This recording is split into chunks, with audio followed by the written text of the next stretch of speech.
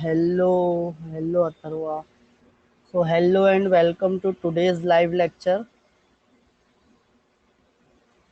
I hope you all are fine. अगर मेरी आवाज़ आ रही है तो एक बार यस यस लिख लो चैट सेक्शन में तो मेरे को समझ में आएगा। मेरी आवाज़ आ रही है सबको? Okay, fine. So let me introduce myself first.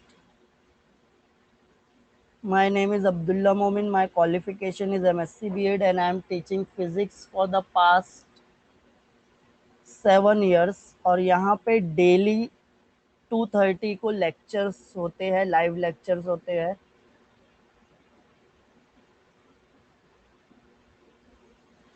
और आज हम क्या पढ़ने वाले हैं यहाँ पे, यूनिवर्सल लॉ ऑफ ग्रेविटेशन, और उसके बाद हम एक्सीलरेशन ड्यू टू ग्रेविटी पढ़ेंगे। तो universal law of gravitation, already gravitation ये चैप्टर आप 10th में पढ़े हो ना। तो क्या है ग्रेविटेशन वाला chapter? What do you mean by universal law of gravitation और न्यूटन्स लॉ ऑफ ग्रेविटेशन आप पढ़े रहोगे? किसी को कुछ आइडिया नहीं है न्यूटन्स लॉ ऑफ ग्रेविटेशन की? पढ़े हैं Newton's law of gravitation?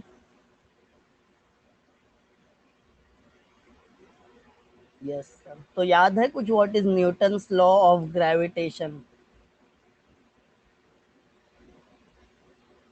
Hi hi. Newton's law of gravitation क्या बोलता है कि the force of attraction between the two particles, दो पार्टिकल्स क्या कर रहे हैं? अच्छा, न्यूटन्स लॉ ऑफ ग्रेविटेशन, हाँ। फर्स्ट पार्टिकल सेकंड पार्टिकल को अपनी तरफ अट्रैक्ट कर रहे हैं, सेकंड पार्टिकल फर्स्ट पार्टिकल को अपनी तरफ अट्रैक्ट कर रहे हैं, इनका डिस्टेंस आर है। तो जो फोर्स ऑफ अट्रैक्शन रहेगा ये दोनों पार्टिकल्स के बीच में, it is directly proportional to the product of their masses and inversely proportional to the square of the distance between them. M1 and M2 be the masses of two particles. ये दोनों particles का masses है M1 and M2 and R क्या है? Distance between them, ये दोनों के बीच का डिस्टेंस है। समझ में आ रहा है? Getting it? ये स्टेटमेंट पढ़े हो ना? अच्छा, तो यहाँ पे ये आर स्क्वायर कैसे आया? और हम इसको क्या बोलते हैं? Force of attraction is inversely proportional to R square. Force of attraction क्या है? Inversely proportional to R square है। अब ये कैसे आया, इसको न्यूटन ने एक्सप्लेन किया है। तो कैसे एक्सप्लेन किया है वो मैं बता देता हूँ। ये देखो, अर्थ है, अर्थ के अराउंड क्या रिवॉल्व होता है? Moon. Moon is revolving around the earth. ये कौन से टाइप का मोशन है? Which type of motion is? Moon अगर अर्थ के अराउंड रिवॉल्व हो रहा है तो ये कौन से टाइप का मोशन है? Circular motion. तो ये सर्कुलर मोशन के लिए कौन सी फोर्स चाहिए होती है? सर्कुलर मोशन के लिए फोर्स रहेगी ना कुछ ना कुछ। अगर फोर्स रहेगी तो एक्सीलरेशन भी होगा। और ये फोर्स मून को, अच्छा, जो भी फोर्स है सर्कुलर मोशन की, वो उसको कहाँ पे पुल कर रही है? Towards the centre. ये मून क्या होगा? सीधा चले जाएगा अगर इसको सेंटर की तरफ अपन नहीं खींचे तो। फिर यहाँ पे मून आ गया, अगर मैं इसको सेंटर की तरफ नहीं खींचा तो ये सीधा चले जाएगा। यहाँ पे मून आ गया, इसको मैं सेंटर की तरफ नहीं खींचा तो ये सीधा चले जाएगा। तो यहाँ पे इसको सेंटर की तरफ एक फोर्स खींच रही है, उसको हम क्या बोलते हैं? Centripetal force. और अगर फोर्स है तो एक्सीलरेशन भी होगा। तो ये एक्सीलरेशन को हम क्या बोलते हैं? Centripetal acceleration. क्या बोलते हैं? सेंट्रीपिटल बोलते हैं। सेंट्रीपिटल एक्सीलरेशन मतलब A R is equal to R omega square. समझ में आ रहा है? ये सेंट्रीपिटल एक्सीलरेशन होगा क्योंकि यहाँ पे सेंट्रीपिटल फोर्स है। सेंट्रीपिटल फोर्स कब होती है? सर्कुलर मोशन में होती है। और वो सेंट्रीपिटल एक्सीलरेशन का हम डेरिवेशन किए थे थर्ड चैप्टर में। What is R? R is the radius. और यहाँ पे आर को हम क्या बोल सकते हैं? डिस्टेंस बिटवीन द सेंटर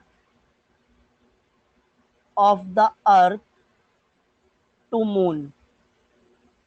अर्थ के सेंटर से मून तक का डिस्टेंस क्या है? आर है। और इसकी वैल्यू क्या होती है? आर की वैल्यू है हमारे पास। ये डिस्टेंस कितना होता है? 3.85 इंटू 10⁵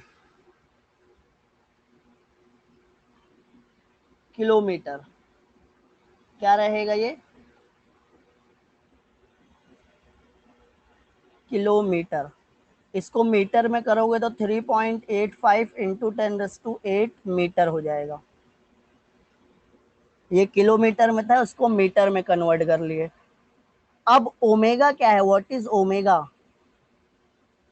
ओमेगा क्या होता है? Angular speed. और एंगुलर स्पीड क्या है? Angular displacement upon time. कितना एंगल बनाया, कितने टाइम में बनाया। सपोज मून पॉइंट ए से स्टार्ट हुआ है, वो एक राउंड लगा के रिटर्न आ गया पॉइंट ए पे, कितना एंगल बना? मून एक राउंड कंप्लीट कर लेता है, पॉइंट ए से स्टार्ट होके पॉइंट ए पे आता है। 360 को हम पाई में लिखते हैं during 1 revolution. The angle theta is 2 pi radian. Radian में क्या लिखूंगा मैं? 2 पाई। कितना एंगल बनाया? 2 पाई एंगल बनाया। टाइम जितना लगा उसको मैं टाइम पीरियड बोलूंगा क्योंकि ये एक रिवोल्यूशन कंप्लीट किया है। कितना टाइम लगता है पता है क्या? 24। मून को अर्थ के राउंड एक राउंड कंप्लीट करने कितना टाइम लगता है? 1 डे। अरे बाप रे, 1 डे नहीं लगता बेटा। No, 27 days. 27.3। हाँ चलो देखो, ये ओमेगा की वैल्यू है। ये ओमेगा की इक्वेशन यहाँ पे पुट कर देता हूं मैं। तो ए आर क्या हो जाएगा? Omega square. ओमेगा स्क्वायर मतलब 2 pi capital T whole square. Right. तो अब यहाँ पे मैं क्या करने वाला हूँ? A R is equal to R 2 pi capital T whole square. Capital T मतलब मून एक राउंड कंप्लीट करता है 27.3 डेज में। 27.3 डेज। और एक दिन में कितना घंटा होता है?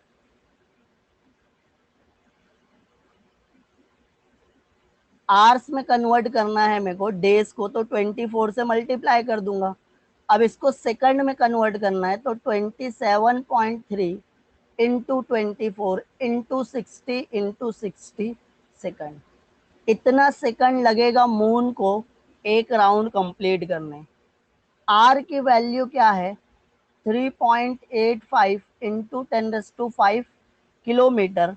तो ये हो जाएगा 3.85 इंटू 10⁸ मीटर। जब सब वैल्यू टी की वैल्यू, आर की वैल्यू मैं यहाँ पे पुट करूंगा, R is equal to 4 pi upon T square. तो आर इंटू 4 इंटू, अच्छा आर की जगह क्या करते हैं? आर की वैल्यू रख देते हैं। वैल्यूज पुट करते हैं हम। हाँ वैल्यूज पुट करेंगे जब हम 3.85 into 10⁸ into 4 into 3.142 whole square, pi की वैल्यू है ये। उसके बाद टी का स्क्वायर करना है। टी का स्क्वायर मतलब ये पूरा स्क्वायर होगा 27.3 इंटू 24 इंटू 60 इंटू 60। और जब आप सॉल्व करोगे तो एक्सीलरेशन की वैल्यू क्या आने वाली है? 0.0027 मीटर पर सेकंड। Very good. तो मून अर्थ की तरफ एक्सीलरेट हो रहा है। Moon is accelerating towards the earth. ये समझ में आ रहा है? मून को कितना एक्सीलरेशन लग रहा है? तो यहां पे हम लिख लेते हैं moon is accelerating towards earth with 0.0027 metre पर सेकंड स्क्वायर। इतनी वैल्यू से, इतना एक्सीलरेशन से वो अर्थ की तरफ आ रहा है। ये समझ में आ रहा है? Getting it? मून का एक्सीलरेशन ये है। बट अगर अर्थ के सरफेस पे कोई एक बॉडी है, हाँ 11th ओनली, बट अगर अर्थ के सरफेस पे कोई एक बॉडी है तो अर्थ के सरफेस पे बॉडी को जो एक्सीलरेशन लगता है वो हम एक्सीलरेशन ड्यू टू ग्रेविटी बोलते हैं क्या? Acceleration due to gravity on the surface of earth. Earth के सरफेस पे कितनी है value? What is the value? किसी को याद है? ये कांस्टेंट 9.8। अब देख लो 9.8 मीटर पर सेकंड स्क्वायर। यहां पे सुनो, अगर अर्थ है, इसके सरफेस पे एक बॉडी है, तो वो कितना एक्सीलरेशन एक्सपीरियंस करेगी? 9.8। अगर मून है और ये इसको अर्थ अपनी तरफ कितने एक्सीलरेशन से खींच रहे हैं? 0.002 मीटर पर सेकंड स्क्वायर। सेंटर में जीरो रहेगा बट सरफेस पे जीरो नहीं रहेगा ना। सेंटर में जीरो है बट सरफेस पे जीरो नहीं है। तो मैं सरफेस पे लिखो, देखो due to on the surface of the earth 9.8। और मून थोड़ा सी ऊपर था तो उसका एक्सीलरेशन क्या हो गया? कम हो गया। Getting it? तो यहां पे क्या लिख सकते हैं हम? Acceleration of the object. Object मतलब ये जो सरफेस पे है, सरफेस पे एक ऑब्जेक्ट रख दिए तो वो कितना एक्सीलरेशन? 9.8।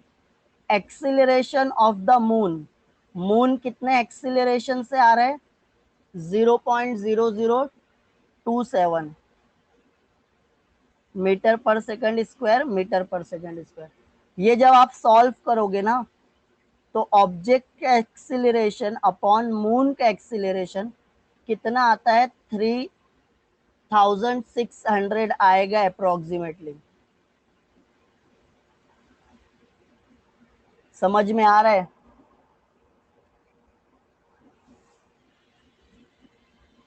मून का डिस्टेंस पता है ना, ये जो ऑब्जेक्ट का डिस्टेंस है सेंटर से, ये भी हमको पता है।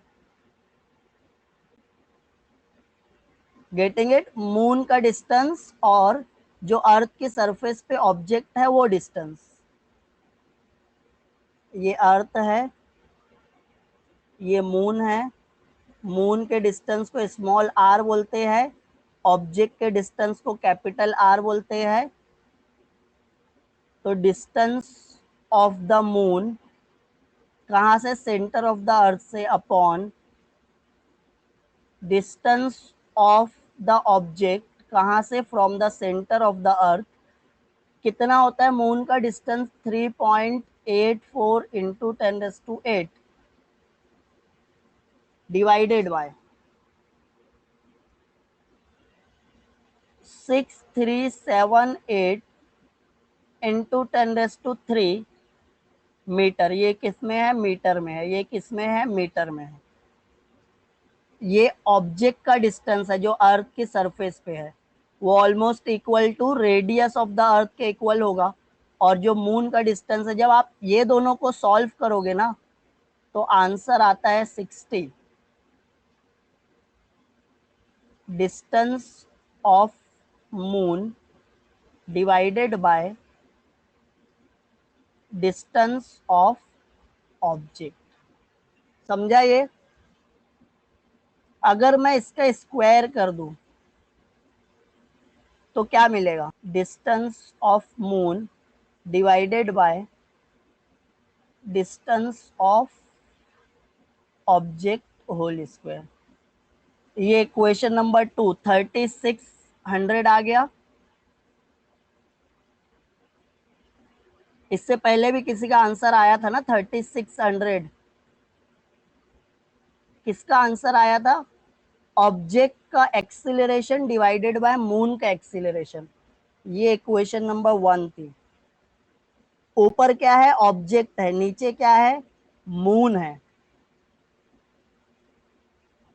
ऊपर क्या है? मून है। नीचे क्या है? ऑब्जेक्ट है। Acceleration of the object upon acceleration of the moon is also 36। ये थे इक्वेशन नंबर 1। तो ये और ये इक्वल बोल सकते हैं ना। हम क्या लिखेंगे from this two equation? Acceleration of the object upon acceleration of the moon is equal to distance of the moon divided by distance of the object, ये होल स्क्वायर। Getting it? ये समझ में आया क्या? तो जो ऑब्जेक्ट का acceleration है वो ऑब्जेक्ट के डिस्टेंस के स्क्वायर के डायरेक्टली प्रोपोर्शनल है या इनवर्सली? डायरेक्टली और इनवर्सली। हम ऐसा बोल सकते हैं क्या? Acceleration of objects is inversely proportional to distance of the object whole square, और acceleration of the moon is inversely proportional to the distance of the moon whole square. Getting it? तो acceleration is inversely proportional to distance square, तो force भी क्या हो जाएगा? Inversely proportional to distance square हो जाएगा, क्योंकि एक्सीलरेशन और फोर्स डायरेक्टली प्रोपोर्शनल है। अगर एक्सीलरेशन बढ़ेगा तो फोर्स भी बढ़ेगी। अगर acceleration is inversely proportional to distance square तो force is also inversely proportional to distance square हो जाएगा। तो यही को हम बोलते हैं यूनिवर्सल लॉ ऑफ ग्रेविटेशन। ये न्यूटन क्या किया था? एक्सप्लेन किया था। और इसको हम अदर वर्ड्स में क्या बोलते हैं? Newton's law of gravitation. Newton क्या बोला? Every particle of matter attracts every other particle of matter with a force which is directly proportional to the product of their masses and inversely proportional to the square of the distance between them। ये जो force है वो directly proportional है product of their masses and inversely proportional है square of the distance between them. जब ये दोनों को कंबाइन कर दोगे तो F is directly proportional to m1 m2 and inversely proportional to R square. Proportionality sign हटाओगे, हाँ कराएंगे, न्यूमेरिकल आने वाला है। आज बहुत अच्छे अच्छे न्यूमेरिकल्स है, न्यूमेरिकल करेंगे। प्रोपोर्शनलिटी साइन हटाएंगे, कांस्टेंट लगाएंगे, where constant is universal gravitational constant. Constant क्या है? ये यूनिवर्सल ग्रेविटेशनल कांस्टेंट, इसकी वैल्यू होती है 6.67 into 10⁻⁻11 newton metre square per KG square.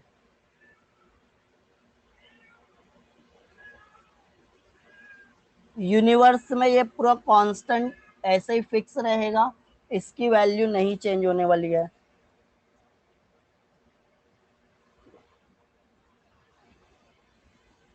हाँ, ये नीट के लिए बहुत इंपॉर्टेंट है, न्यूमेरिकल्स आएंगे। देखो अब जी का फॉर्मूला क्या हो जाएगा यहां से, what will be the formula of G. ये जो आर स्क्वायर है ये जाके एफ के साथ मल्टीप्लाई हो जाएगा, तो F into R square upon ये m1 m2 कहाँ जाएगा, डिवीजन में, तो ये जी का फॉर्मूला हो गया।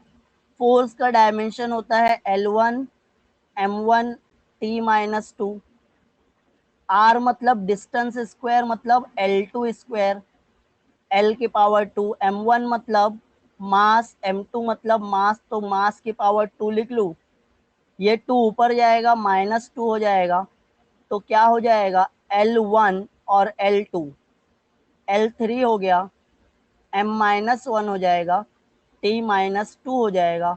This is the dimension of universal gravitational constant. समझ में आया क्या, समझा ये।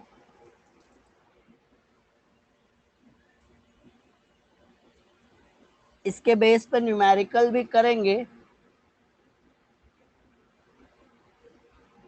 करना है न्यूमेरिकल।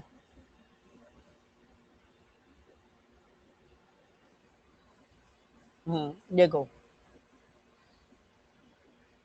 क्या लिखा है, find the gravitational force between the sun and earth. Force find out करने बोला है, we are suppose to find out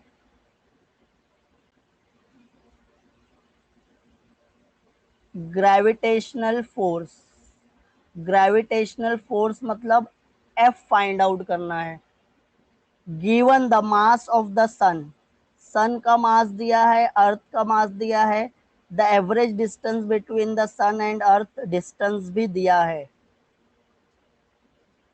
तो मैं ना सन के मास को क्या बोलता हूँ, m1, 1.99 इंटू 10⁻30 kg। अर्थ के मास को क्या बोलता हूँ, m2, 5.98 इंटू 10⁻24 kg। डिस्टेंस जो है उसको मैं बोलता हूँ r, 1.5 into 10⁻11 metre. Gravitational constant find out करना है, फॉर्मूला क्या लगेगा, F is equal, sorry, gravitational force find out करना है, m1 m2 upon R square. Getting it, समझ में आ रहा है ना, बहुत इजी वाला न्यूमेरिकल है, इसके बाद टफ वाला भी करने वाले हम। तो gravitational force is equal to G m1 m2 upon R square. G है ग्रेविटेशनल कांस्टेंट 6.67 इंटू 10⁻11। m1 मतलब mass of the sun, mass of the sun कितना दिया है 1.99 इंटू 10⁻31, 1.99 इंटू 10⁻30, सॉरी 31 नहीं है, 30 है, 5.98। m2 की वैल्यू क्या है, अर्थ का मास 5.98 इंटू 10⁻24, डिवाइड कर लेते हैं आर स्क्वायर। आर स्क्वायर मतलब वो दोनों के डिस्टेंस का स्क्वायर, तो 1.5 इंटू 10⁻11 होल स्क्वायर। अरे बाप रे, 12 वाला आंसर आ भी गया, 12 इंटू 10⁻32। चलो देखते हैं क्या आता है, अप्रोक्सीमेट सॉल्व कर लेते हैं। ये 6.67, फिर ये 1.99, फिर ये 5.98, डिवाइडेड बाय 1.5 का होल स्क्वायर, मतलब 15 का होल स्क्वायर, तो ये हो जाएगा 2.25। 10⁻11 का स्क्वायर 10⁻22, 10⁻−11, 10⁻30, 10⁻24। 22 ऊपर आएगा, ये प्लस में है तो ये माइनस में हो जाएगा। -11 -22, तो ये हो जाता है -33। ये दोनों का एडिशन कितना होगा? 54। 54 -33 करो, 54 में से 33 गया तो 21 बचा क्या? तो 6.67 into 1.99 into 5.98 divided by 2.25 into 10⁻21। आ रही है? समझ में आ रहा है ना? अब देखो, मैं अप्रोक्सीमेट एकदम एग्जैक्ट तो नहीं बताता हूँ। ये 6 है और ये भी ऑलमोस्ट 6 है क्या, थोड़ा सी 19-20 है, बट 6 इंटू 6 कितना होता है? 36। ये 2 है, 36 इंटू 2 कितना होता है? 72 डिवाइडेड बाय 2.25। तो 72 अपॉन 2.25, 36। अप्रोक्सीमेटली आंसर कितना आने वाला है इसका? 32 के अप्रोक्सीमेट आने वाला है, 32 या 33।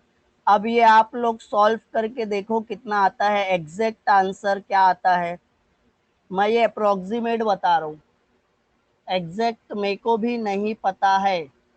35.28, वेरी गुड। चलो, 35.28 इंटू 10⁻21 न्यूटन।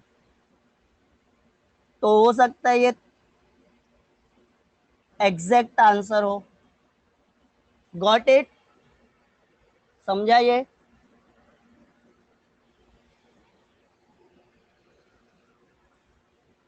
Okay fine. चलो नेक्स्ट वाला करते हैं, थोड़ा सी एक लेवल ऊपर। हाँ, 35 की जगह 3.5 भी लिख सकते हो। समझ में आ गया ना? अभी अगला न्यूमेरिकल करने का, नेक्स्ट वाला थोड़ा सी ये एक लेवल ऊपर है। The gravitational force between two bodies is 1 Newton. Gravitational force है दो बॉडीज के बीच में, फोर्स कितनी है? 1 न्यूटन है। If distance between them is doubled, what will be the gravitational force between them? तो F1 ले लेते हैं, present force, present gravitational force, और R1 ले लेते हैं, अभी जो डिस्टेंस है वो प्रेजेंट डिस्टेंस। बाद में क्या किए हैं? If the distance between them is doubled, तो जो फाइनल डिस्टेंस है वो डबल कर दिए क्या? फाइनल डिस्टेंस डबल कर दिए ना, तो 2R1 लिखोगे क्या? तो फाइनल फोर्स कितनी रहेगी? तो मेरे को पता है, force is inversely proportional to distance, F1R1 square. Force is inversely proportional to R2 square. तो जब मैं ये सॉल्व करूंगा तो मेरे को F1 अपॉन F2 क्या मिलेगा? R2 square upon R1 square. अच्छा, 1.4 आ भी गया। अरे वाह, बहुत स्मार्ट हो गए हो तुम लोग। 2.5 जरा धीरे चल रहा है, धीरे चल रहा है। अच्छा, मैं धीरे चल रहा हूँ। चलो, तो F2 upon F1 is equal to R1 square upon R2 square, ऐसे लिखेगा क्या? F2 inversely proportional to R2, F1 inversely proportional to R1। F1 यहाँ पे चले जाएगा तो F2 is equal to F1 into R1 square. R2 क्या था, 2R1 होल स्क्वायर, ये कैंसल, 2 का स्क्वायर क्या हो जाएगा 4, तो F1 अपॉन 4 1 अपॉन 4, अरे वाह, 1/4 मिलेगा न्यूटन। अगर इनिशियली फोर्स 1 न्यूटन थी तो अब फोर्स कितनी है, 1/4 न्यूटन और 0.25 न्यूटन। Got it. चलो नेक्स्ट टॉपिक पढ़ते हैं, आई होप तुमको समझ में आ गया रहेगा। नेक्स्ट टॉपिक हम पढ़ते हैं एक्सीलरेशन ड्यू टू ग्रेविटी। तो एक्सीलरेशन ड्यू टू ग्रेविटी हमको पता है जी, और इसकी वैल्यू होती है 9.8 मीटर पर सेकंड स्क्वायर, ये सबको पता है।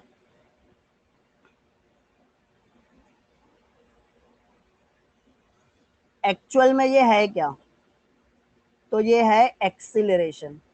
क्या है ये, एक्सीलरेशन। और एक्सीलरेशन को कैसे डिफाइन करते हैं, rate of change of velocity. Velocity कौन से रेट से चेंज हो रही है, that is acceleration. Velocity change हुई तो एक्सीलरेशन होगा, वेलोसिटी अगर नहीं चेंज हुई तो एक्सीलरेशन नहीं होगा। एक्सीलरेशन को हम लिखते हैं change of velocity upon time, या final minus initial upon time. कितनी वेलोसिटी चेंज हुई, कितने टाइम में चेंज हुई, इसको ही हम क्या बोलते हैं, एक्सीलरेशन। एक बॉडी मूव हो रही है, इनिशियली उसकी वेलोसिटी थी u, यहाँ पे वेलोसिटी आ गई v, u से v वेलोसिटी चेंज हुई टाइम t में, तो कितनी चेंज हुई 5, ये 8। इनिशियली 5 थी, बाद में 8 हो गई, कितने, 1 सेकंड में। तो कितना एक्सीलरेशन प्रोड्यूस हुआ,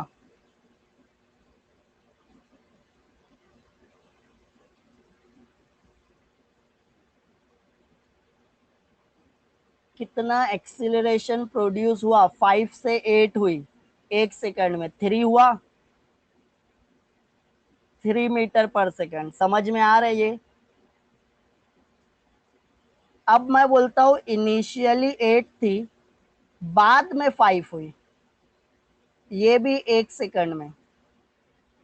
पहले 8 थी, बाद में 5, तो फाइनल माइनस इनिशियल, फाइनल क्या है, 5 माइनस 8 अपॉन 1 करोगे, -3 मीटर पर सेकंड।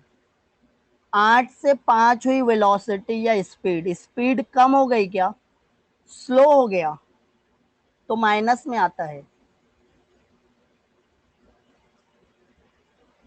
खूब होशियार है।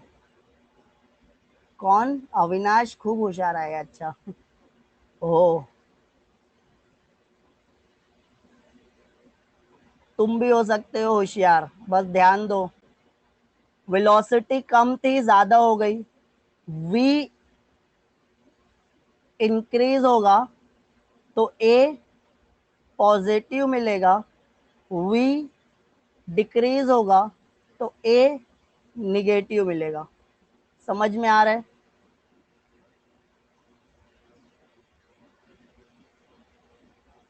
चलो, एक्सीलरेशन, ये क्या है, एक्सीलरेशन ड्यू टू ग्रेविटी, मतलब ग्रेविटी की वजह से बॉडी में क्या प्रोड्यूस होता है, एक्सीलरेशन प्रोड्यूस होता है, मतलब उसकी वेलोसिटी चेंज होती है, किसकी वजह से, ग्रेविटी की वजह से।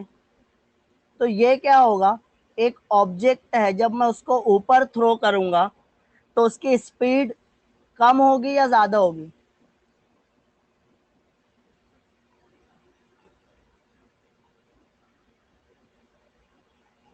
मैं एक ऑब्जेक्ट को ऊपर थ्रो किया, हवा में उछाला बॉल को, तो बॉल स्पीड पकड़ते पकड़ते तो ये तो निकल लेगा आसमान में, रिटर्न आएगा क्या,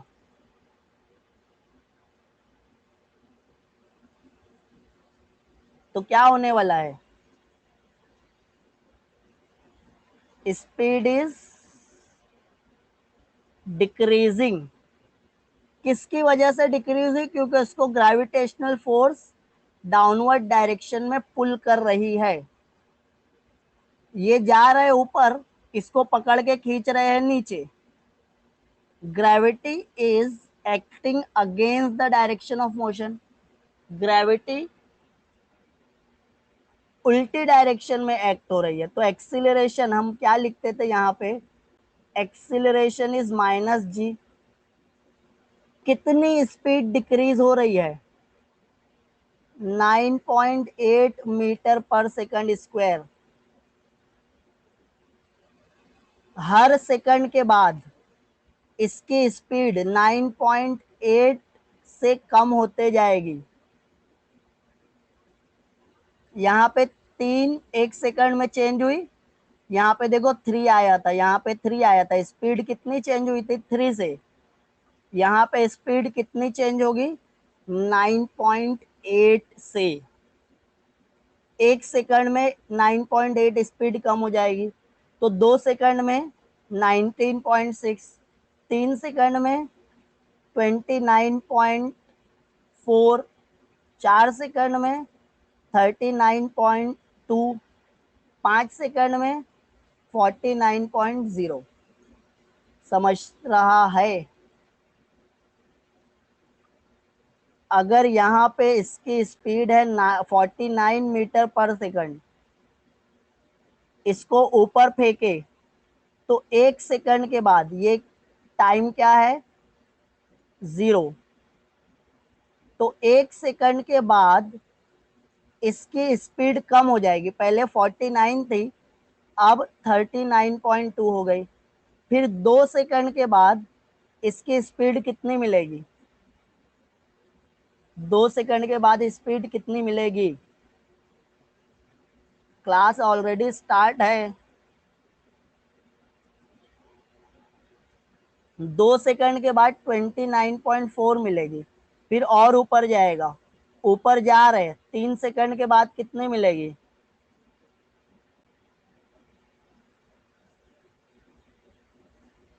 3 सेकंड के बाद which time start class, daily 2:30।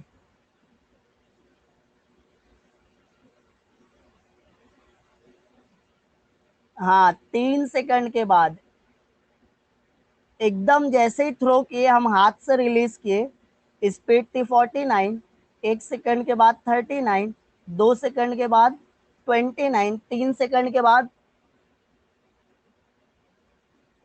3 second के बाद कितनी होगी, 39 कैसे होगी।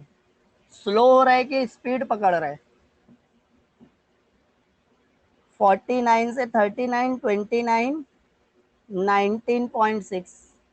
फिर 4 सेकंड के बाद और स्लो होगा, 9.8।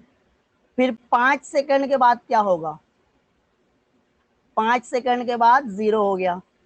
अब 0 हो गया तो और ऊपर जाएगा क्या, नहीं। तो फिर ये 5 सेकंड के बाद ये रिटर्न आ जाएगा। 5 सेकंड के बाद कहाँ आने वाला है, ये ऊपर जाएगा। कब तक जाएगा, 5 सेकंड तक जाएगा। 5 सेकंड के बाद अब ये नीचे आ रहे। अब इसकी वेलोसिटी जब नीचे आ रहे तो इंक्रीज होगी या डिक्रीज होगी, स्पीड जब नीचे आएगा तो इसकी स्पीड इंक्रीज होगी या डिक्रीज होगी। इनिशियली 0 थी, 1 सेकंड के बाद कितनी होगी, 19.6। 2 सेकंड के बाद 29, 3 सेकंड के बाद, सॉरी, 1 सेकंड के बाद 9.8 हो जाएगी, क्योंकि 0 थी ना, सबसे टॉप पे वेलोसिटी 0 थी। 1 सेकंड के बाद 9.8 हो जाएगी, 2 सेकंड के बाद 19.6, 3 सेकंड के बाद। समझ में आ रहा है क्या हो रहा है। और 5 सेकंड ऊपर जाने लगा था, 5 सेकंड नीचे आने लगेगा।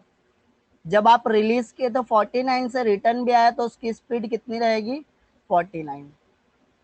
तो ये स्पीड चेंज हुई ना, ये स्पीड चेंज हुई, किसकी वजह से चेंज हुई, किसकी वजह से चेंज हुई, ग्रेविटी की वजह से। यही से हम इसको क्या बोलते हैं, एक्सीलरेशन प्रोड्यूस हुआ ड्यू टू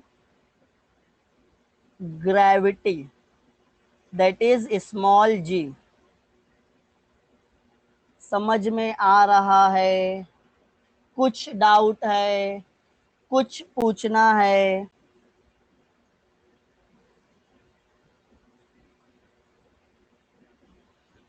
अब ऑब्जेक्ट को आप रखे हो, रेस्ट में है, ना ऊपर जा रहे ना नीचे आ रहे, ग्रेविटी एक्ट होना बंद हो गई क्या?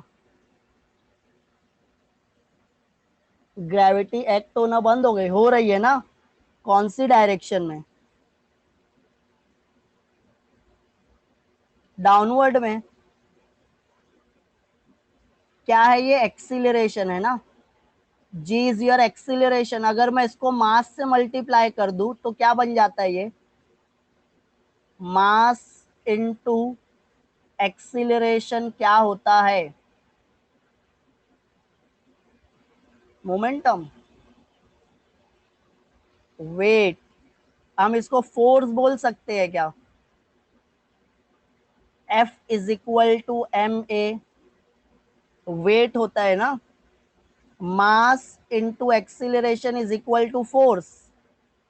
ऑब्जेक्ट का मास है m, इस पे एक्सीलरेशन एक्ट हो रहा है g, और इसको हम बोलते हैं वेट। ये मास है और ये वेट है। Weight is nothing but force. Weight क्या है? फोर्स ही है। कौन फोर्स एक्सर्ट कर रहा है? Force exerted by the earth on the body. हाँ, कौन एक्सर्ट किया ये फोर्स? अर्थ एक्सर्ट की। किस पे एक्सर्ट की? बॉडी पे। बट बॉडी इक्विलिब्रियम में है क्या? बॉडी इक्विलिब्रियम में है, मतलब जो भी फोर्स एक्ट हो रहा है सब जीरो है। अब यहां पे देख लो,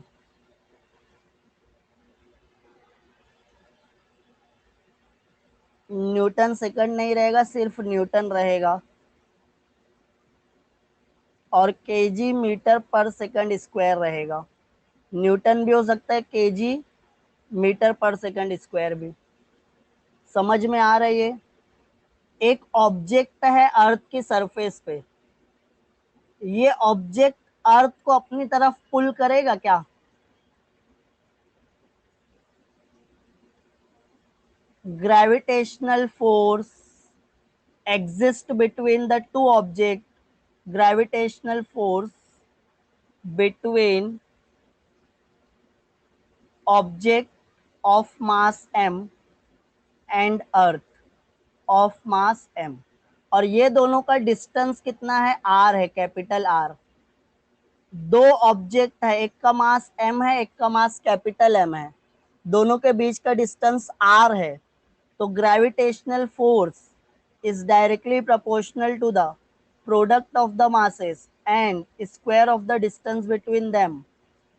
प्रोपोर्शनलिटी साइन हटाते हैं, क्या लगाओगे? समझा ये?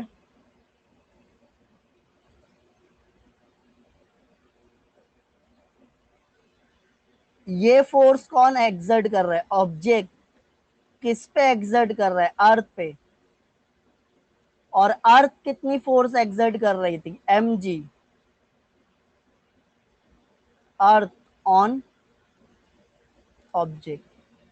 और इक्विलिब्रियम में ये दोनों इक्वल रहेंगे ना, एट इक्विलिब्रियम ये दोनों सेम रहेंगे। Summation of all the forces is equal to zero. Opposite, equal and opposite है, तो G capital M M upon R square is equal to M जी।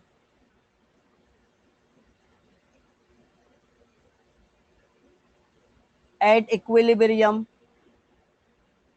जितनी फोर्स नीचे है एम जी, उतनी फोर्स ऊपर है, that is G M M upon R square. ये m और ये m कैंसल हो गया, जी का फॉर्मूला क्या आ जाएगा, G M upon R square.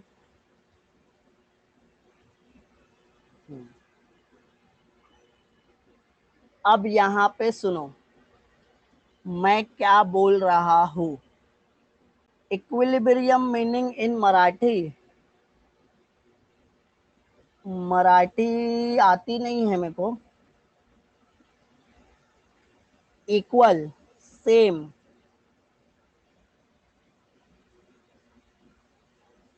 जैसे आप एक गरम चाय का कप रख दिए,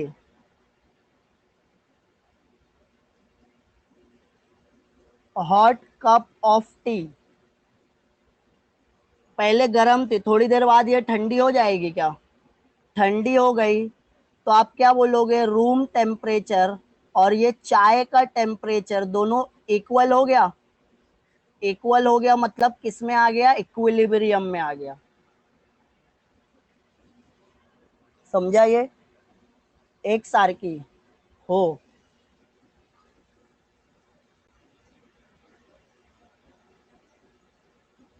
कौन सा डेरिवेशन, ये नहीं समझा।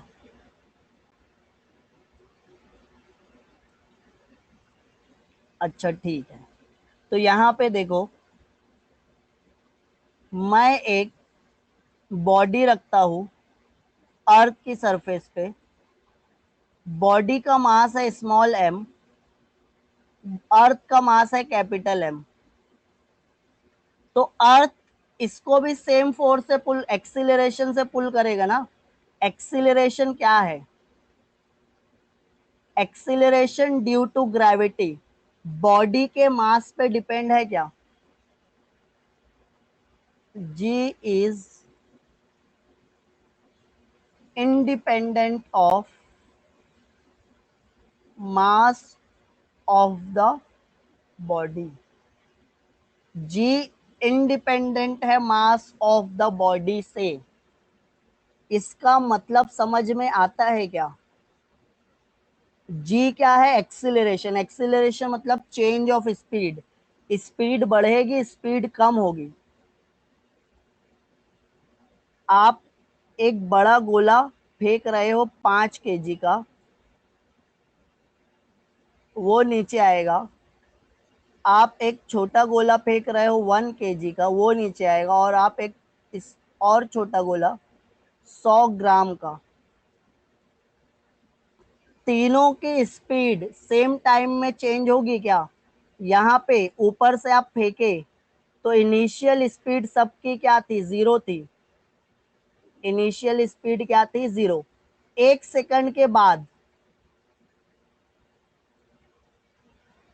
1 सेकंड के बाद फर्स्ट वाले की स्पीड, वेलोसिटी कितनी इंक्रीज होगी, 1 सेकंड। 1 सेकंड के बाद इसकी कितनी इंक्रीज होगी, 5 kg वाले की,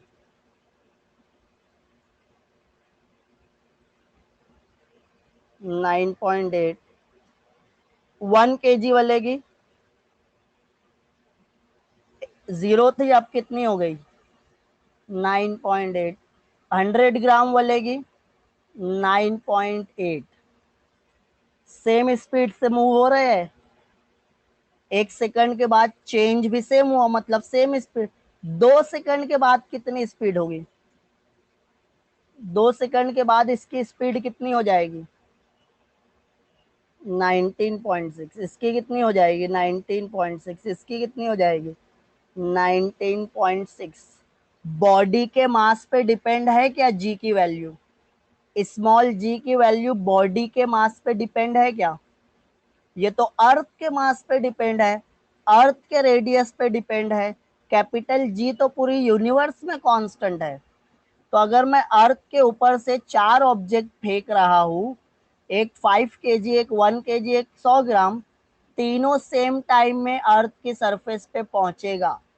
बट यहाँ पे एक बात और सुन लो, दूसरी फोर्सेस की वजह से कम ज्यादा होगा। एयर रेजिस्टेंस रहता है,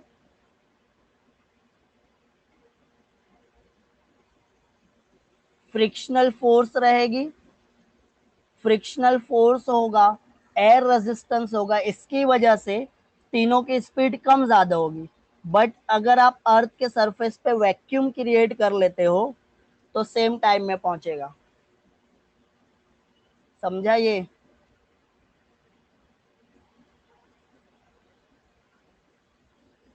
सेम टाइम, हाँ ये एक्सपेरिमेंट भी हुआ है। फेदर एंड स्टोन दोनों को फेंके ना, दोनों सेम स्पीड से आने वाला है। फेदर मतलब क्या हो गया ये? पंख। वो कौवे के पंख नहीं निकल जाता, चिड़िया का पंख एक हवा में उड़ते रहता है, कैसा रहेगा वो? ये ऐसा टाइप का फेदर देखे हो ना? हाँ ये फेदर, और ये स्टोन, दोनों सेम स्पीड से मूव होगा। सेम हाइट से छोड़े हो, प्लैनेट एक ही है, अर्थ। आप क्या क्रिएट करो? वैक्यूम। वैक्यूम क्रिएट करोगे तो जो फ्रिक्शनल फोर्स है वो खत्म हो जाएगी, एयर है ही नहीं बीच में, तो रेजिस्ट कौन करेगा? तो सेम स्पीड से। समझा ये? इस पे न्यूमेरिकल करते हैं जल्दी से, टाइम कम है, तो जितना भी होता है न्यूमेरिकल कर लेते हैं, चलो।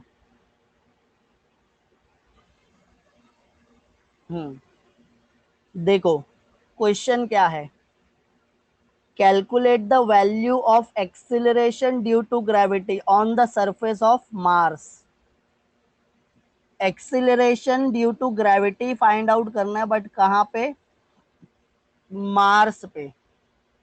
If the radius of Mars is this, kilometre में है, तो मैं रेडियस को क्या करता हूँ, मीटर में कर लेता हूँ। मीटर में करने के लिए 10⁻³ से मल्टीप्लाई किया, और उसका मास कितना दिया है, कैपिटल एम, 6.4 इंटू 10⁻23 kg। तो जी का फॉर्मूला क्या होता है, capital G upon G M upon R square, capital G M upon R square. तो कैपिटल जी की वैल्यू क्या लिखोगे, 6.67 इंटू 10⁻⁻11। कैपिटल एम क्या हो जाएगा, 6.4 इंटू 10⁻23। आर स्क्वायर मतलब 3.4 इंटू 10⁻3, 10⁻3, 10⁻6 हुआ क्या, होल स्क्वायर हो जाएगा।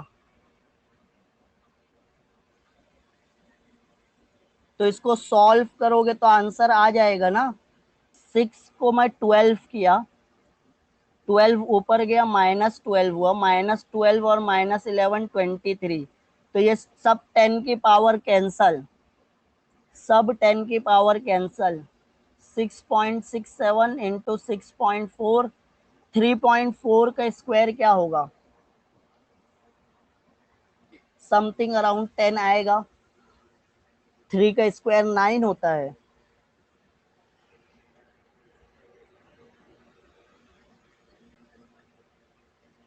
9.16 आएगा क्या? हम्म अब 9.16,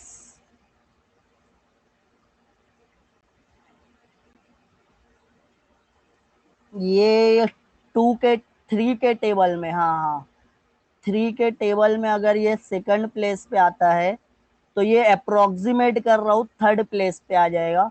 6 2 ज़ा 12, 12 डिवाइडेड बाय 3, 3 को फिर 12, तो मार्स पे जो एक्सीलरेशन रहेगा वो नियर अबाउट 4 होगा क्या, मीटर पर सेकंड।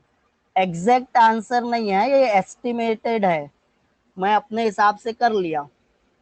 अब एग्जैक्ट करना है तो तुम एग्जैक्ट करोगे। समझ में आ रहा है? समझा ये? किसी को कुछ डाउट है क्या?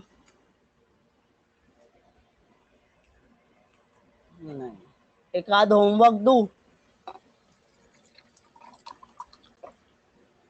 नहीं दू? सिद्धार्थ बोल रहे नहीं दो। नेक्स्ट वाला लिख लो होमवर्क। नेक्स्ट वाला homework, calculate the mass of the earth from the given data. क्या कैलकुलेट करना है? Capital M, mass of the earth. Acceleration due to gravity, G की वैल्यू दिया है 9.81 मीटर पर सेकंड स्क्वायर। रेडियस आर की value दिया है 6.37 इंटू 10⁶ मीटर। जी की वैल्यू दिया है,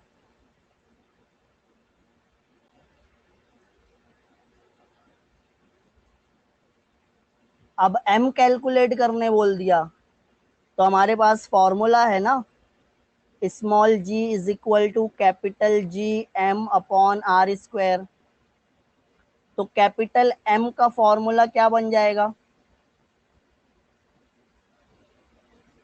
कैपिटल एम को यहीं रखो, जी अपॉन आर स्क्वायर यहाँ पे जाएगा, तो small G R square upon capital G, ऐसा बनेगा क्या फॉर्मूला? समझ में आ रहे क्या? तो स्मॉल जी की वैल्यू रख दो, कैपिटल आर की वैल्यू रख दो, जी की वैल्यू, और सॉल्व करो। देखो मास कितना आता है। जो भी मास आएगा यूनिट क्या रहेगा? केजी। ट्राई करोगे ये? अरे इसका आ भी गया, पवन का 5.97 इंटू 10⁶ रहेगा ना। अच्छा, मास ऑफ द अर्थ 10⁻31, 6 नहीं। मास नहीं नहीं नहीं नहीं, अर्थ का मास इतना नहीं है, इतना कम नहीं है। अर्थ का मास होता है 9.1 इंटू 10⁻31 kg। कितना होता है? 9.1 इंटू 10⁻31 kg। तो 24। ओके ओके, हाँ हाँ सही है ये, अविनाश सही बोल रहा है। सॉरी, ये 31 नहीं होता, ये मैं तुमको, हाँ वो सॉल्व कर लोगे तो देखो इतना ही आता है क्या। Got it? Got it? अगला करने का?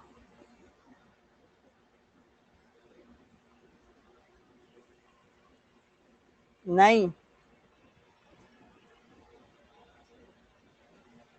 Calculate the value of universal gravitational constant, G calculate करने बोला। Mass of the earth M दिया है 6 × 10⁻24 kg। हाँ, ये देखो मास ऑफ द अर्थ है।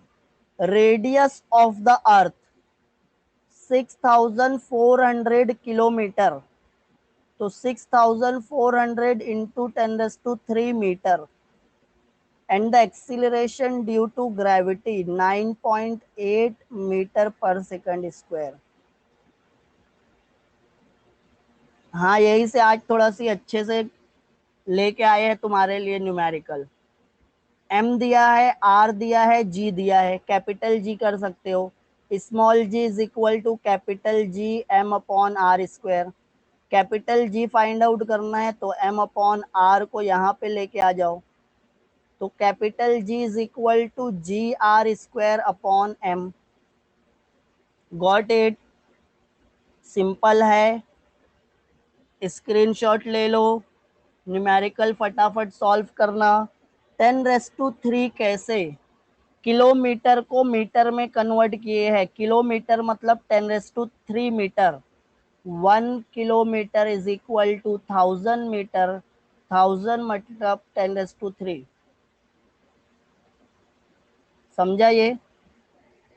एक और अब क्या दिया, ये थोड़ा सी ना लेंदी है, तो इसको मैं कल के लिए ट्राई कर रहा था, बट अभी बता देता हूं। Calculate the acceleration due to gravity on the surface of, ये ऐसा क्वेश्चन ना एंट्रेंस में पूछता है। आप जो भी एंट्रेंस एग्जाम अगर देने वाले हो तो ऐसे ही क्वेश्चन रहते हैं। मून के सरफेस पे देखो, ये है मून, मून के सरफेस पे acceleration due to gravity find out करना है। If the mass of the moon is 1/18 times that of the earth, earth के सरफेस पे G m m/r² होता है। अब ये m को मैं क्या लिखता हूं, मास ऑफ द मून। मून का मास कितना है देखो, if mass of the moon is 1/80 times that of the earth, मतलब mass of the moon है 1/80 into mass of the earth, and the diameter of the moon is 1/4 times that of the earth. Diameter of the moon is 1/4 diameter of the earth. अच्छा, जो diameter में moon, जो relation diameter में है वही relation radius में भी रहेगा क्या?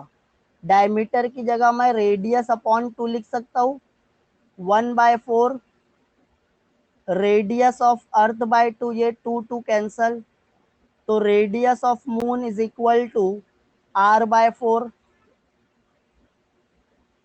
मास ऑफ मून इज m/80। समझ रहे?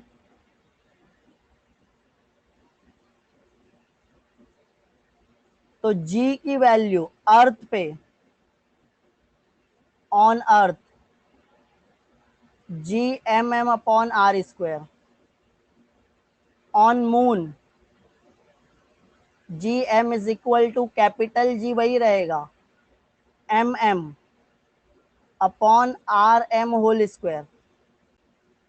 मास कितना, ये दोनों को डिवाइड कर देते हैं,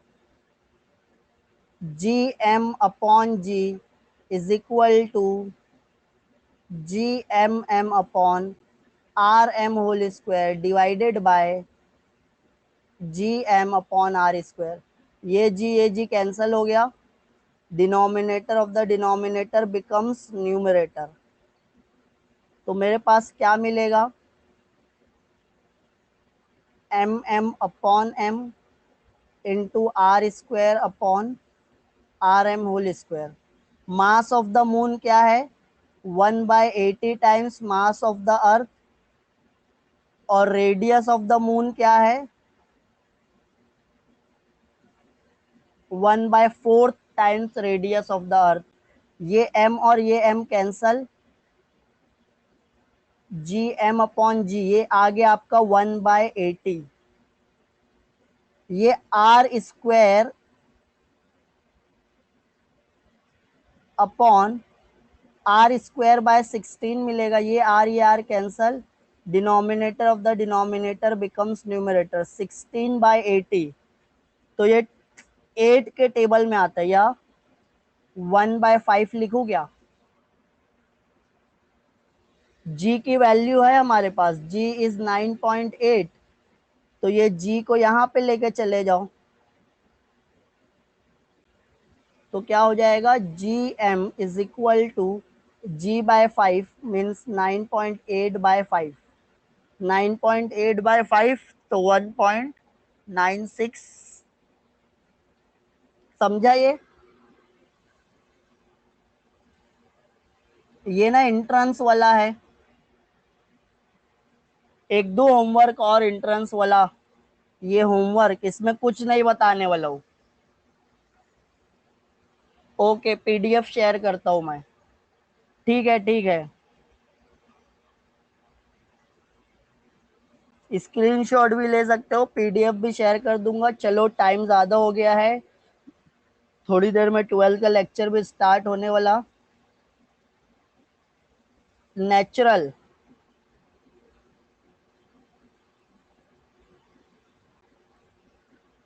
यही से मैं, हाँ ठीक है, ठीक है, चलो। चलो मैं बता दूंगा, कोई बात नहीं। हाँ चलो आज के लिए इतना ही, बाकी अब कल। Tata bye bye, see you tomorrow. हाँ बाय बाय।